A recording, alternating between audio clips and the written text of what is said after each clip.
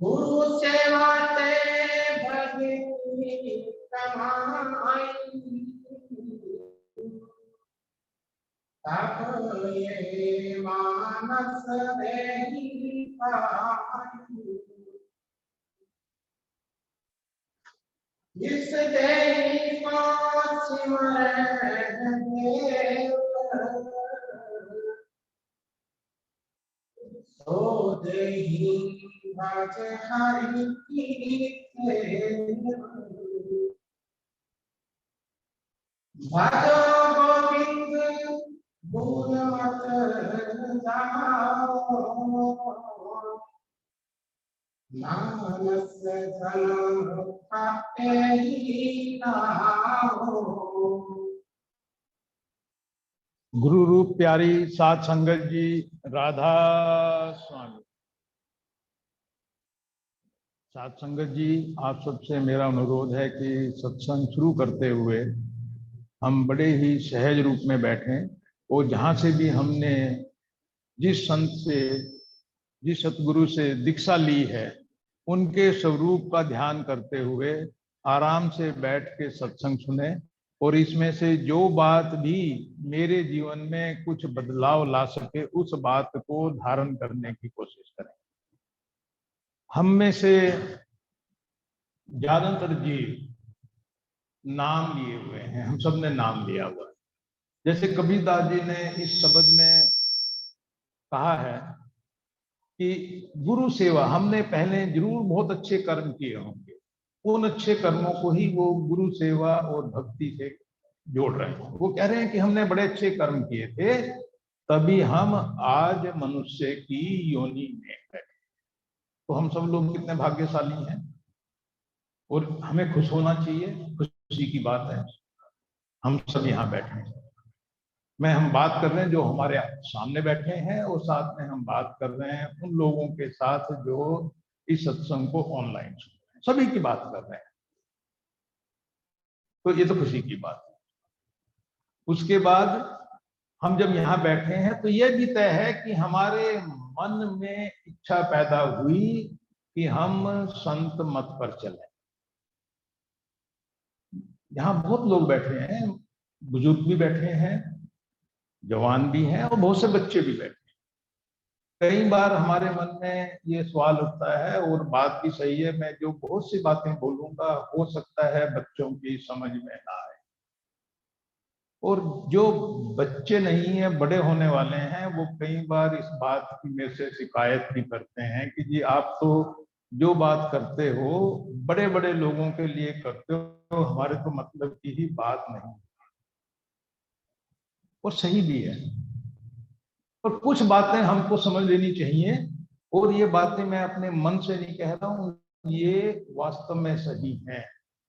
हम सब लोग, मेरी उम्र 61-62 के आसपास की है, तो मुझे लगता है कि जो कुछ मैं हूं मैंने पिछले 60 साल में सीखा है।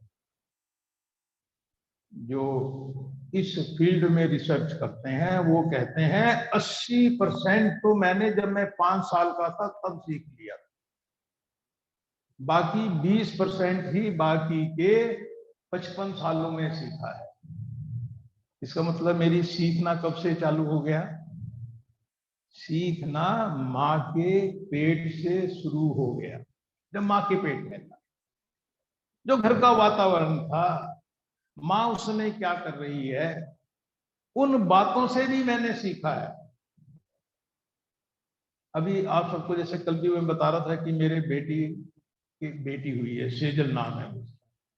तो मेरी बेटी मेरे से कहती है कि पापा मुझे ये बताओ, अभी तो ये छोटी सी है, मैं क्या करूं, जब ये बड़ी होगी तब तक इसको अध्यात्म के बारे में रस पैदा हो जाए।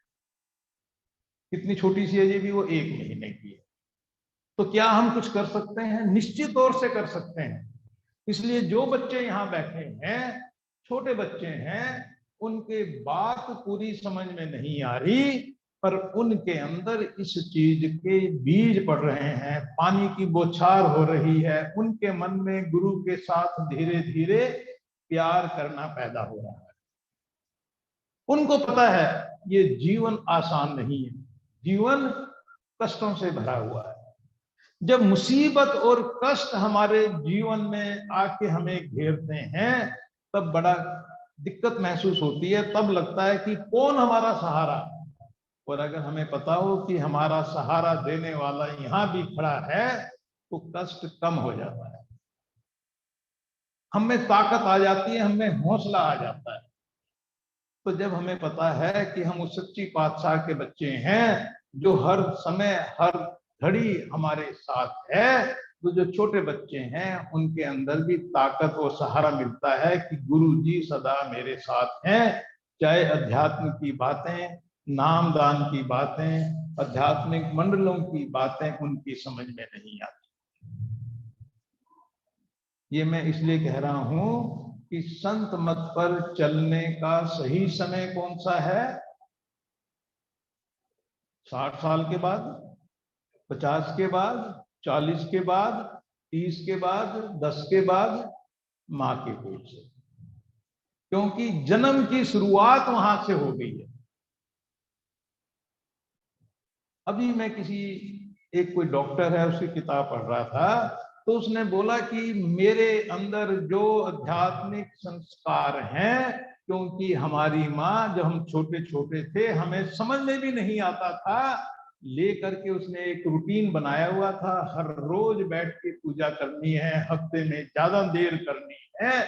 उन बातों से वो संस्कार हमारे अंदर पड़े कि आज इस उम्र में भी परमात्मा का प्रेम, परमात्मा का प्यार हमारे दिल। और जब हम बड़े होंगे फिर हमारे मन में इच्छा पैदा होती है नामदान की। तो नामदान के बारे में भी मैं कुछ कहना चाहूंगा कि जब भी हम में से किसी के मन में नामदान की इच्छा पैदा हो, किसी के कहने से, माता पिता की जो जबरदस्ती से, पति का पत्नी पर, पत्नी का पति पर, इस दबाव में नाम नहीं लेना चाहिए। नंबर 1 बात। नंबर 2, कहीं भीड़ में जब तक गुरु पे भरोसा नहीं तब तक नाम नहीं लेना चाहिए, किसी के कहने से नाम नहीं लेना। जब मेरे मन में नाम लेने की सच्ची लगन, इच्छा पैदा हो मेरी खुद की, तब वो काम करेगी। किसी के कहने से नाम असर करना कम करता है, अगर मेरी खुद की इच्छा है उसका असर ज्यादा हो। और फिर ये भी समझना है कि मैं नाम किस लिए ले रहा हूं। कहते हैं नाम हमें इस मनुष्य शरीर का जो असली लाभ है, मानस जन्म का यही लाभ है। क्या लाभ है? भज गोविंद भूल मत जाइयो, कि परमात्मा की भक्ति करने के लिए ही ये मनुष्य का जन्म है। देखिए हम सबने नाम लिया हुआ है और हमको पता है, संत बताते हैं कि जब हम ऊपर के मंडलों में जाते हैं, जिन्होंने थोड़ा बहुत भजन किया है उनको पता भी है कि अंदर ध्वनि पैदा होती है। नाम उन परमात्मा की निज आवाज को, गुणात्मक नाम को नाम कहते हैं। और जो पहला नाम हमको मिला है ये तो क्लास में, स्कूल में एडमिशन है वहां तक पहुंचाने के लिए। तो जब हमको नाम मिलता है उस समय गुरु महाराज कुछ शर्तें रखते हैं। मैं ये बातें इसलिए बोल रहा हूं, मैं कई बार ये भी किसी का सवाल था जी कुछ बातें हमें याद दिला दिया करो, नाम लिए तो 30 साल हो गए, 40 साल हो गए, पता नहीं हमने क्या कहा, भूल भाल गया। उस समय कुछ हमने कहा था हमको पता नहीं। हमने कहा कि जी हम शाकाहारी भोजन करेंगे। शाकाहारी भोजन किस लिए करना है हमें? ताकि हमारे कर्म कम से कम बने। जितना मांसाहारी भोजन हम करेंगे हमारे कर्म उतने ज्यादा भारी बनेंगे, उतनी ज्यादा अड़चन आएगी परमात्मा के पास जाने के लिए। अगर कोई ये कहे कि जो मीट खाते हैं वो परमात्मा के पास नहीं जा सकते, गलत है। उनको उसका जो खाया हुआ है उसका ज्यादा चुकाना पड़ेगा। तो हम कम से कम बोझ इस संसार का अपने ऊपर रखें, संतों ने कहा इसलिए क्या करो, शाकाहारी भोजन करो। और क्या कहा, देखिए जब हम भजन करते हैं और जिनका भजन बनता है उनको पता है भजन में कितनी मस्ती, कितनी आनंद, कितनी शांति प्राप्त होती है। हम लोग दुखी क्यों हैं? हम लोग दुखी इसलिए हैं क्योंकि हमने जो सरलता है, बच्चों की सरलता है, उसको छोड़ दिया है। हर समय हमारा मन संसार में दौड़ता फिरता है, चारों तरफ दौड़ता फिरता है, और वो परेशानियां मुझे हर समय दुखी रखती हैं, और वो ही परेशानियां मेरा भजन भी नहीं बनने देती। क्यों? मन चारों तरफ दौड़ता फिरता है। अगर मैं यहां से लेके गांव तक जाऊं, रास्ते में क्या था मुझे दिखाई नहीं देगा, मुझे अपनी परेशानियां दिखाई देंगी। और एक छोटे से बच्चे को यहां से गांव में भेज दो, बच्चा हंसता हुआ जाएगा, कूदता हुआ जाएगा, पत्थरों के साथ खेलता हुआ जाएगा। क्यों? उसका जीवन कैसा है?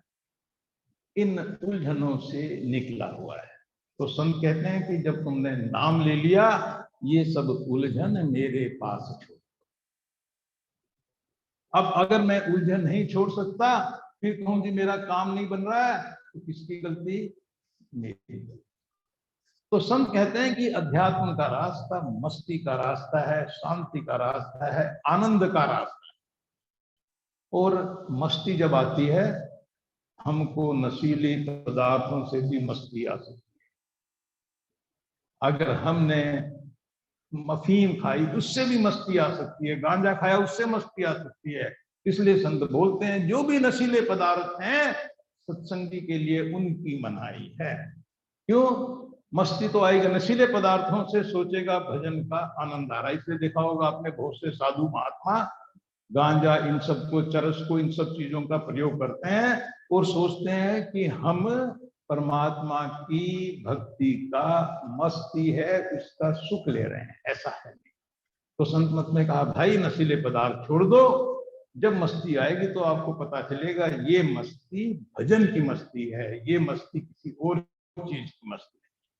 इसलिए नशीले पदार्थों के सेवन से हमको मना करते हैं। और साथ में ये शरीर, जैसे इसमें बताया कि इस देही को तो देवता भी तरसते हैं। ये देही जो हमको मिली है, इस देही की पवित्रता रखना हमारा काम है, हमारी जिम्मेदारी है। इसकी पवित्रता कैसे रखनी है? संत कहते हैं कि देखो हम इस संसार को छोड़ने के लिए नहीं कह रहे हैं, पर कम से कम संसार में लिप्त रहो। अपने संबंध जो भी शारीरिक संबंध है पति पत्नी तक सीमित रखो, उससे बाहर नहीं। उससे बाहर, इसे जब नाम देते हैं बहुत ही स्पष्ट रूप से हमसे कहा जाता है। और ये बात हर सत्संगी को, हर नाम लेने वाले जीव को बार बार समझनी चाहिए। अगर मैंने नाम लिया उसके बाद मैंने शराब पी, तो मैंने अपना गुरु को दिया हुआ वचन तोड़ दिया। मैंने गुरु को वचन दिया, नाम लिया, उसके बाद बैठ के मैंने नॉन वेज खाया, अजी एक ही दिन तो खाया था ना, वचन तोड़ दिया। इन चीजों से बचना है। मैं एक गलत रास्ते पे चला, मैंने अपने परिवार से, अपनी पति पत्नी से बाहर संबंध बनाए, तो मैंने गुरु को दिया हुआ वचन तोड़ दिया। हमसे गलती हो सकती है, गलती हो, गलती को मान ले कि मेरे से गलती हुई, माफी मांग ले, और फिर आगे ना करें तो शायद माफी मिल जाए। बट अगर उसी रास्ते पे चलते रहेंगे तो ये समझ लेना कि या तो हम नाम ना लें, पहले अपने आप को रोक लें, अगर नाम दिया है तो फिर इधर ना चले, नहीं तो सजा ज्यादा मिलेगी। क्योंकि हमको पता है जीवन कैसे जीना है। तो जिन लोगों के मन में नाम लेने की इच्छा है उनको इन चीजों का पता होना चाहिए। जिन्होंने लिया हुआ है उनको तो पता है कि नाम लेते हुए हमने ये वचन दिए थे। और साथ में जैसे मैं रात भी सत्संग में कह रहा था, बार बार कहता हूं, इस संसार की कोई चिंता मेरे पास नहीं रहनी चाहिए। मेरा जीवन, क्योंकि तन मन धन सब मैंने गुरु को अर्पित कर दिया। अब वो जो बख्शेगा, जो मुझे देगा, मुझे वो चीज ही सब कुछ नजर आनी चाहिए, उसी में खुश रहना चाहिए। जिस दिन मैं मेरे अंदर ये संतोष आ जाएगा, संसार का हर धन हर संपत्ति मेरे लिए धूल के समान। और याद रखना, जब जाएंगे तो धूल के समान ही है। आज उसकी वैल्यू नजर आ रही है, आज चमक रही है, जाते समय पता है यहीं रह जाएगी, जमीन में गड़ी रह जाएगी। तो क्यों ना आज ही अपने जीवन को ऐसा बना लें कि हम जब मालिक के पास पहुंचे तो कह सकें, मालिक तूने जिसके लिए मुझे जीवन दिया था मैं वो काम करके आया। और एक चीज जैसे मैं पहले कहता हूं, हमको ना सुधरने की आदत है। हमको पता था जब हमने जीवन लिया, जब मनुष्य का जीवन हमको मिला, हमको पता था कि मेरे अंदर क्या क्या कमियां हैं, और परमात्मा ने पूरा जो भी सिस्टम बनाया है मुझे मौका दिया है कि मैं अपनी उन कमियों को दूर कर सकूं। ग्रंथ बोलते हैं बार बार, जब आत्मा वापस वहां जाती है, कहते हैं कि जब वापस यमराज के दरबार में जाती है, उनकी बही खोलते हैं तो क्या देखते हैं, यही गलतियां तो इससे पिछले जन्म में की थी, और फिर जाकर के इस जन्म में भी वही गलतियां की। सबक नहीं सीखा हमने। तो इस सबक को बताने के लिए बार बार हमारा ध्यान परमात्मा की तरफ लगाने के लिए ही सतपुरुष ने संतों को इस दुनिया में भेजा है। तो इस शब्द में कबीर साहब बड़ा ही स्पष्ट खोल के कह रहे हैं कि भाई इस देही के लिए तो देवता भी तरसते हैं, क्योंकि जिनको मोक्ष मिलता है अगर देवता भी हैं तो पहले उनको मनुष्य बनना है। इस देही को सिमरे देव, सो देही भज हरि का, कि हरि के नाम को भजना है और हरि की सेवा करनी है, गुरु की सेवा करनी है। हाँ जी।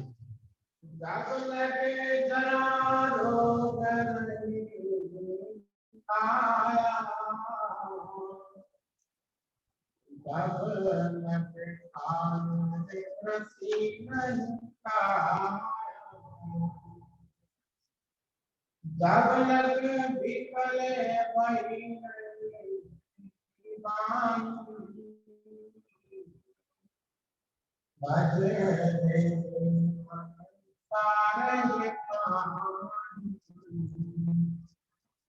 अभी मैं नीचे गुफा में बैठा था, मैं बातचीत की, उठने लगा तो वहीं पर मेरी बहन मीना खड़ी थी। मैंने कहा देखो मीना, बैठे बैठे टांगे यहाँ कर गई। बोलती भाई मेरे साथ भी ऐसी होता है, टांगे सीधी नहीं होती, सीधी होगी तो मुड़ती। जब उम्र 60-70 के आसपास जाएगी, भोसों की तो 50 में 40 में भी ऐसी हालत होती है, फिर भजन करने की इच्छा होगी, बैठा नहीं जाएगा। शरीर के कष्ट इतने होंगे, कभी घुटने में दर्द तो कभी कमर में दर्द तो कहीं शरीर के किसी अंग में दर्द। दर्द ऐसा हो जाएगा मेरा साथी बस दर्द और कोई नहीं, हर टाइम दर्द ही दर्द शरीर के अंदर। तो कहते हैं कि कौन सी आयु है भजन करने की, कौन सा समय है परमात्मा की तरफ चलने का। तो जैसे हम संसार का उदाहरण ले लें, आदमी को पैसा किस उम्र में जाके कमाना चाहिए जी? 25 साल में, 30 साल में, 20 साल में। हम कहेंगे जी 20-25 साल तो पढ़ाई लिखाई में लग ही जाते हैं, उसके बाद ही पैसे कमाने का टाइम पैदा होता है। दुनिया में नंबर 2 पे जो सबसे अमीर आदमी है, बच्चे जानते हैं, पढ़े लिखे बच्चे सारे के सारे यहाँ बैठे हुए हैं, वॉरेन बुफे। इसने बहुत पैसा कमाया और पैसा कमा के ये भी समझ में आ गया कि सुख पैसे में नहीं है, तो दुनिया में दानवीरों में भी उसका नाम सबसे ऊपर है। एक पे नहीं होगा तो 2-3 पे होगा। उस वॉरेन बुफे ने 11 साल की उम्र से, गरीब था, पैसे कमाने चालू कर दिए, 11 साल की उम्र। तो किसी ने उससे पूछा कि आपको अपने जीवन में क्या कमी नजर आती है? उसने कहा एक ही कमी नजर आती है, मैंने 11 साल में जाके पैसे क्यों कमाए, उससे पहले क्यों नहीं कमाए। 11 साल का बच्चा था जब मैंने 11 साल लगा दिए पैसा कमाने में, तो उससे पहले नहीं कमा सकता था। तो ऐसे ही जो भजन है, भजन को करने की उम्र नहीं है, माँ के पेट में से भजन कर सकते हैं। हमको सुखदेव मुनि का पता है, कहते हैं कि माँ के पेट में बैठे बैठे जब उसको पता चला कि इस संसार में माया ठगनी हमको कैसे कैसे नचाती है, तो उसने कब माया को छोड़ दिया? माँ के गर्भ में ही माया को छोड़ दिया, तज दिया उसने माया गर्भ के अंदर। फिर भी संतों ने एक नियम बनाया, उन्होंने कहा भाई इस संसार में एक बच्चा पैदा हुआ, उस बच्चा कहीं ऐसा ना हो माँ बाप के कहने से छोटा सा बिना समझे नाम ले ले। तो संतों ने कहा भी पहले थोड़ा बड़ा हो जा, समझ जा, होशियार हो जा, दुनिया को देख ले, उसके बाद नाम ले। तो नाम लेने का तो समय है। क्यों?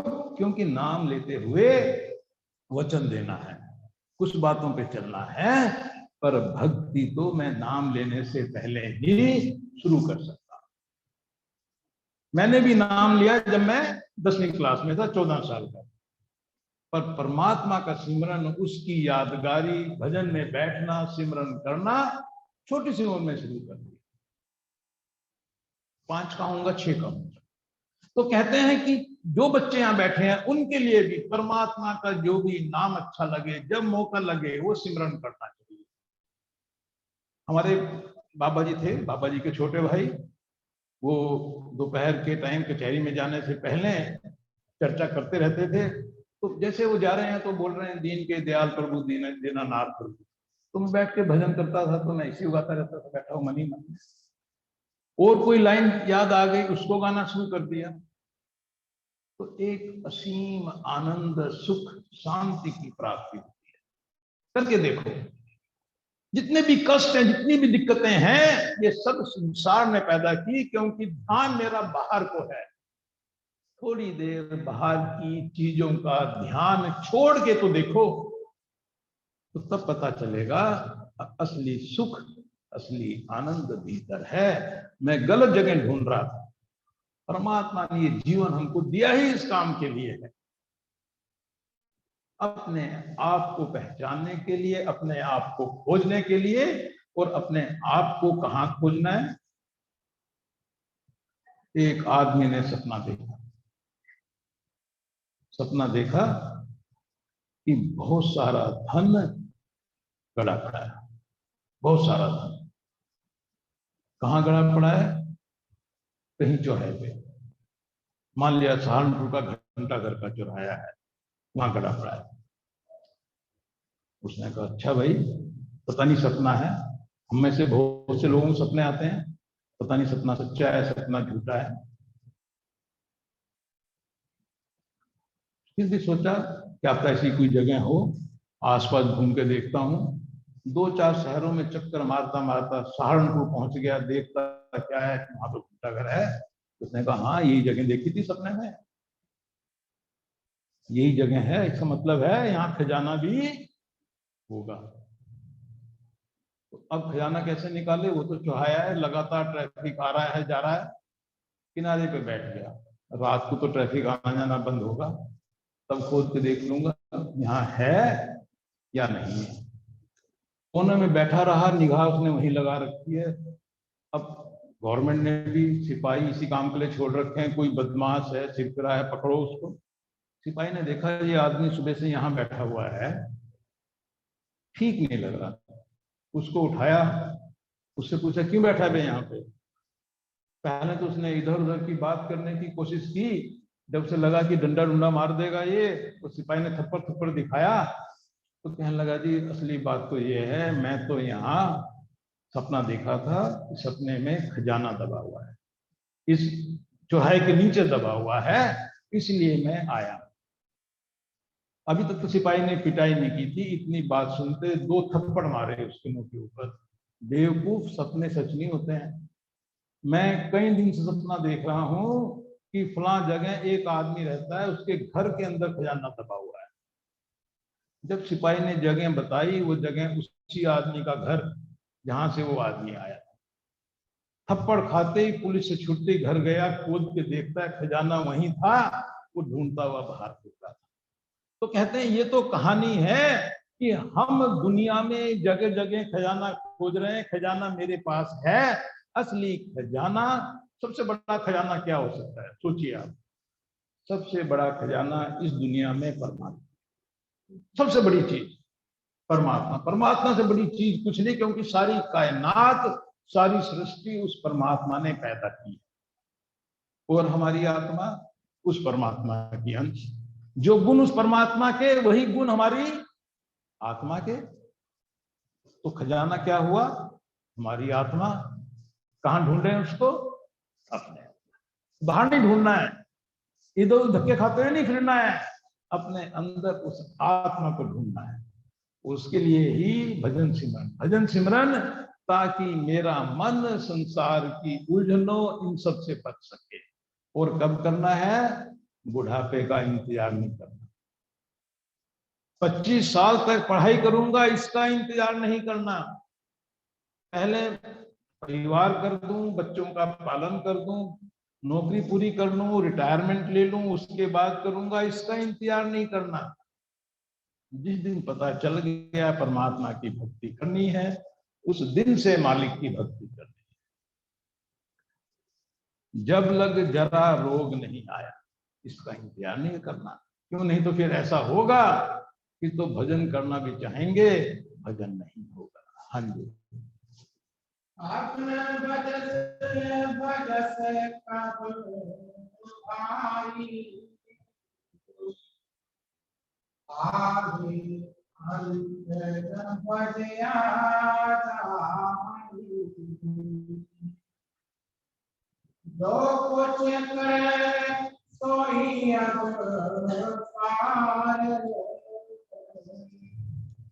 मेरे पछता है है तो मेरा जीवन दूसरी प्रकार का होता है। मुझे पता है जिससे लिया है उसको मुझे कब वापस करना है, पर अभी हमको पता है, आने का पता है और जाने का कुछ नहीं पता। सब उदाहरण हमारे सामने। अच्छा भला चंगा आदमी, काम करता हुआ आदमी कब चला जाए पता ना चले। रात छोटी सत्या स्वामी वाली बैठी थी, वो बता रही थी उसकी लड़की चली गई। पूछा मैंने भी, ठीक थी? बोली सब बढ़िया, कोई दिक्कत नहीं,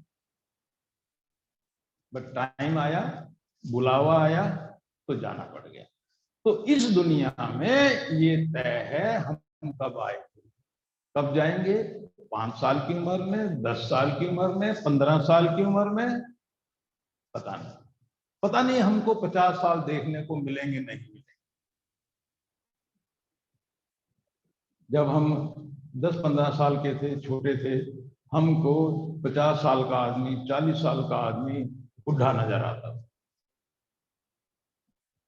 अब 60 के हो गए, इसका मतलब बुढ़ों के भी बुढ़े हो गए। 40 का बुढ़ा तो 60 का तो बुढ़ों का भी बुढ़ा। हमें लगता कि हम बुढ़े हैं। हम उनको देखते हैं जो 80-90 के हैं, ये बुढ़े हैं, हम जवान हैं। उनसे बात करेंगे, वो भी कहेंगे मैं जवान हूं, जो चला गया वो बुढ़ा था। ये इस संसार के अंदर काल ने ऐसा सिस्टम पैदा किया कि जो यहां आया उसको लगता है ये ही मेरा घर है, बस मुझे तो परमानेंट रहना है, जाने वाले दूसरे। जाना सबको है, बात करो किसी से, हाँ जी जाना है, तैयारी किसी की नहीं। अगर तैयारी हो तो मैं कहूं कि मुझे पता है मैं जाने वाला हूं।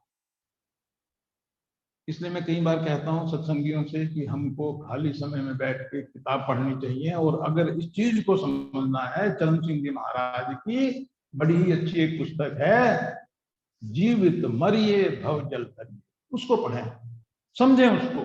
और जो चीज समझ में ना आए मेरे पास आए, हम चर्चा करें, हो सके कुछ ज्ञान मुझे भी मिलेगा, कुछ ज्ञान आपको भी मिलेगा कि इस संसार में मेरा जीवन कैसा होना चाहिए। जीवित मरिए, जिस मरने से जग डरे मेरे मन आनंद। मेरी पूरी तैयारी उस अंतिम समय के लिए है, पता नहीं वो अंत समय कब आ जाए। अंग्रेजी में डाई टू लिव, उसी किताब को, कि इस संसार में अगर जीना है तो आज ही मरने की तैयारी करो। मरने की तैयारी क्या करनी है भाई? जैसे लोग हज करने जाते हैं इस्लाम के अंदर, उनका क्या नियम बना दिया मोहम्मद साहब ने? हज करने पर वही आदमी जा सकता है जिसने अपना सारा ऋण उतार दिया है। तो आदमी क्या करता है, हर एक से पूछता है, पता करता है कि ये कुछ पैसे तो नहीं देने तेरे, मैं तेरे पैसे दे दूं। सारे पैसे उतारता है। जिस किसी के साथ कभी भी कोई गलत बर्ताव किया है उससे हाथ जोड़ के माफी मांगता है, देख भाई मैं हज पे जा रहा हूं, मैं से ये गलती हुई थी, मुझे माफ कर दे। क्यों? वो तैयारी परमात्मा के पास जाने की तैयारी के बराबर है। तो हम क्यों हज के दिन का इंतजार करें? हम तो सत्संगी हैं, हमारी तैयारी तो हर समय हर दम है। तो जीवन में मैं इसलिए बार बार बोलता हूं, हर समय अपनी तैयारी रखो, पता नहीं कब जाना पड़ जाए। अपने दिल में किसी के लिए घृणा, किसी के लिए नफरत, किसी के लिए दुश्मनी, किसी चीजों की इच्छाएं, लालसाएं, उनको छोड़ दो। एक ही चीज का प्यार हो, परमात्मा का। तो कह रहे हैं कि ऐसा ना हो अंत में तुझे पछताना पड़े कि ओहो मौका तो था, टाइम तो था, पर मेरे से छूट गया। हाँ जी। तो सेवक जो लाया हसे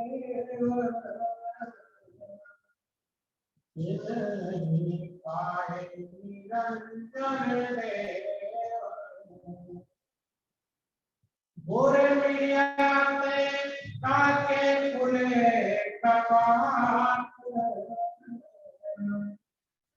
बहुरी न आवे तो ही बात। कहते हैं कि अगर मैं भजन करूं, सिमरन करूं और मेरे वज्र कपाट खुल जाए, वज्र बोलते हैं पत्थर को, कि जैसे कोई दरवाजा और वज्र कपाट, अध्यात्म में जो लोग जानते हैं, अध्यात्मिक मंडलों को जानते हैं, उनको पता है कि वज्र कपाट में ही मुझे आध्यात्मिक दुनिया और इस संसारिक दुनिया के बीच में जो पर्दा है वो वज्र कपाट का पर्दा है। उसको जब तक मैं नहीं खोलूंगा, जब तक उसके पार नहीं जाऊंगा, मेरी आध्यात्मिक यात्रा शुरू नहीं होगी। कहते हैं कि जब गुरु मिल गया, गुरु के पास जाने से गुरु नहीं मिला, गुरु के पास जा करके गुरु की सेवा, गुरु ने मुझे अपना बना लिया क्या?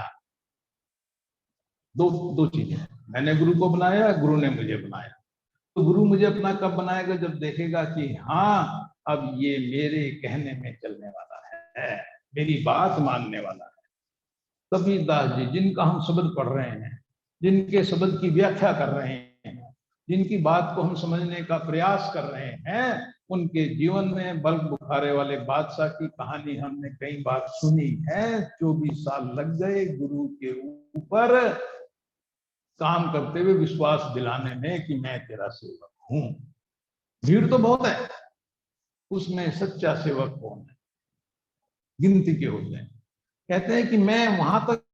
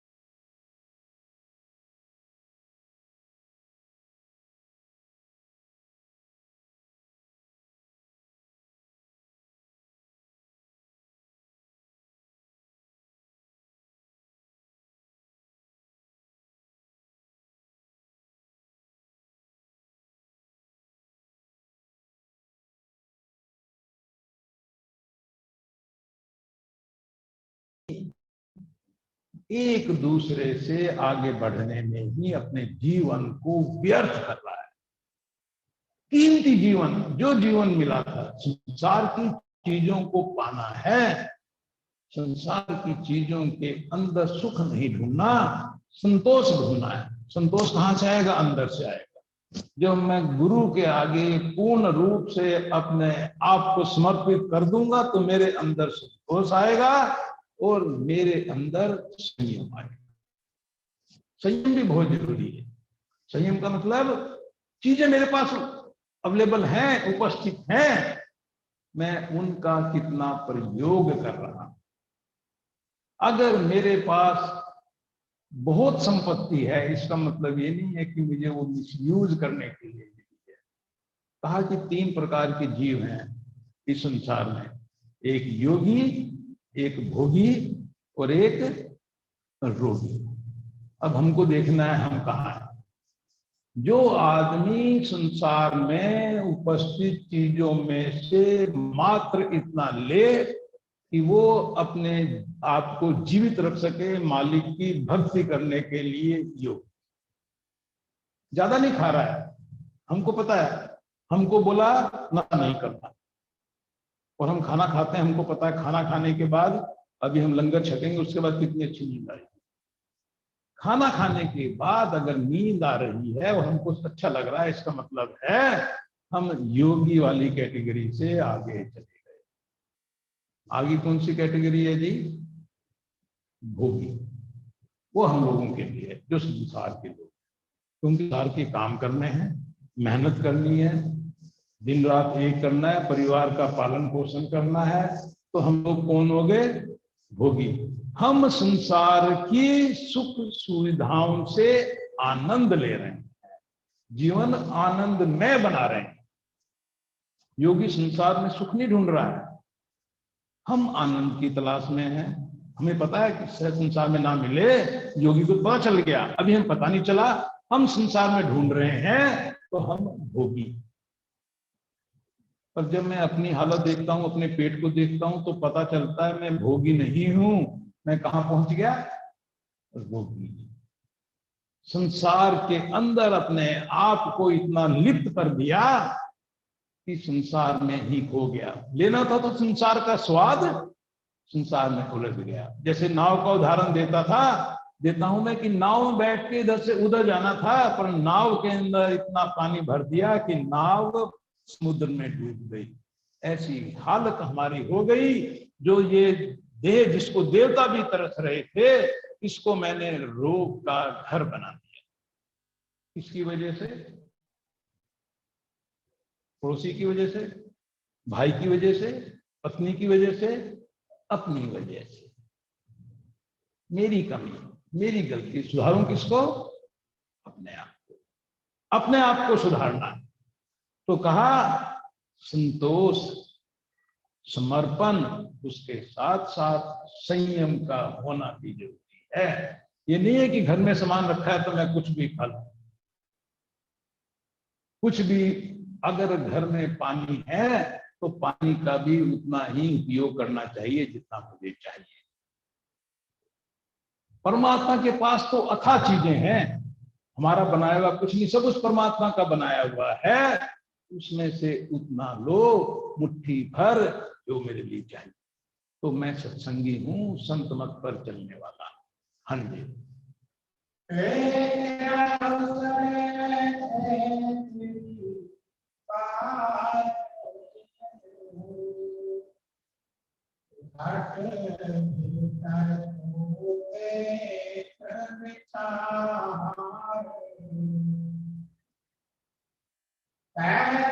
कबीर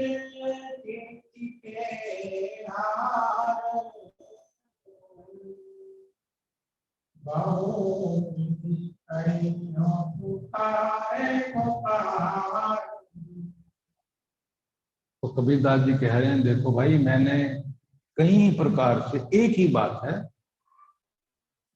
एक ही बात को अलग अलग ढंग से आपको कहां से समझ में आ जाए, आपके ऊपर निर्भर करता है। मैंने अपनी बात को कई बार कह दिया, मौका आपका, बाजी आपकी, जीतने का अवसर आपका, मेहनत आपकी, आशीर्वाद गुरु जी।